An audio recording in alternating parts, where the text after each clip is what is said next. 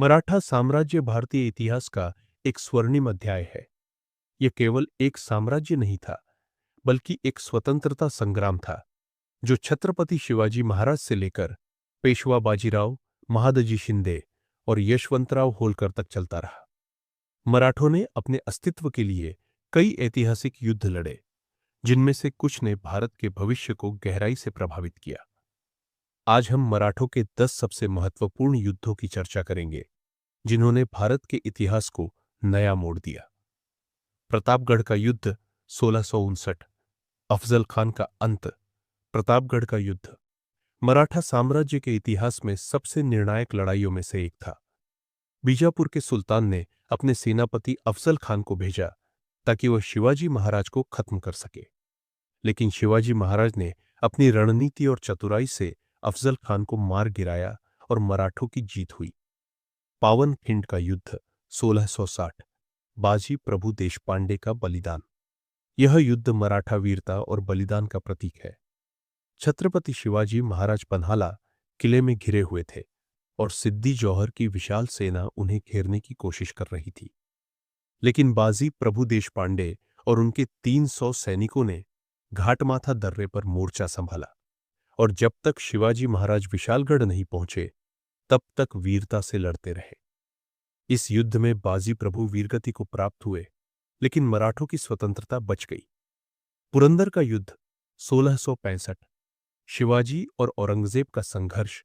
यह युद्ध मुगलों और मराठों के बीच हुआ, जब औरंगजेब ने मराठों की ताकत को कुचलने के लिए राजा जयसिंह और दिलीप खान को भेजा। मुरारबाजी देशपांडे ने वीरता से मुगलों का सामना किया, लेकिन अंततः बलिदान हो गया। शिवाजी महाराज को पुरंदर की संधि करनी पड़ी, लेकिन बाद में उन्होंने अपनी खोई हुई जमीन वापस ले ली। सूरत की लूट 1664 और 1670। मुगलों के व्यापार को झटका। सूरत मुगलों का एक समृद्ध व्यापारिक केंद्र था। शिवाजी महाराज ने यहां 2 बार 1664 और 1670 आक्रमण किया और भारी मात्रा में धन लूटकर स्वराज्य के विस्तार में लगाया। यह हमला आर्थिक दृष्टि से मुगलों के लिए बहुत नुकसानदायक था। वाई का युद्ध 1687। संभाजी महाराज की बहादुरी। संभाजी महाराज ने औरंगजेब की विशाल सेना के खिलाफ वीरतापूर्वक संघर्ष किया। हालांकि वे अंततः पकड़ लिए गए और 1889 में उनकी नृशंस हत्या कर दी गई, लेकिन उनकी वीरता और बलिदान ने मराठा स्वराज्य को और मजबूती दी। खड़गपुर का युद्ध 707। औरंगजेब की मृत्यु के बाद सत्ता संघर्ष। औरंगजेब की मृत्यु के बाद मराठों के भीतर सत्ता संघर्ष हुआ। इस युद्ध में शाहू महाराज ने ताराबाई को पराजित किया और पेशवा व्यवस्था की नींव रखी। इसके बाद मराठा साम्राज्य पूरे भारत में फैला। दिल्ली की लड़ाई 737। बाजीराव प्रथम का चमत्कार। इस युद्ध में बाजीराव प्रथम ने मुगलों की राजधानी दिल्ली पर आक्रमण किया और मुगलों को पराजित कर दिया। यह लड़ाई साबित करती है कि मुगलों की शक्ति अब समाप्त हो रही थी और मराठा साम्राज्य भारत की सबसे बड़ी ताकत बन चुका था।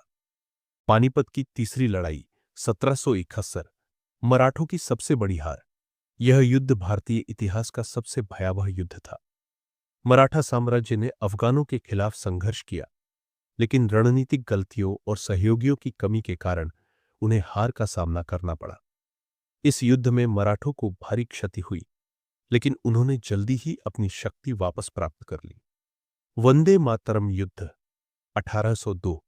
मराठों और अंग्रेजों की टक्कर। यशवंतराव होलकर ने अंग्रेजों के खिलाफ आखिरी निर्णायक युद्ध लड़ा, जिसमें उन्होंने कई जगहों पर ब्रिटिश सेना को हराया, लेकिन अंततः अंग्रेजों की चालबाजियों और अन्य मराठा सरदारों की आपसी फूट के कारण वे सफल नहीं हो सके।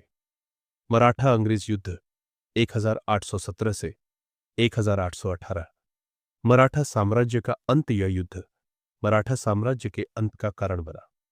अंग्रेजों ने तीसरे अंग्रेज मराठा युद्ध में मराठों को हराया और 1818 में पेशवा बाजीराव द्वितीय ने आत्मसमर्पण कर दिया। इसके बाद भारत पर अंग्रेजों का पूर्ण नियंत्रण स्थापित हो गया। मराठों ने अपने समय में अद्भुत युद्ध नीति, साहस और बलिदान का परिचय दिया। वे कभी पूरी तरह से खत्म नहीं हुए, बल्कि हर हार के बाद और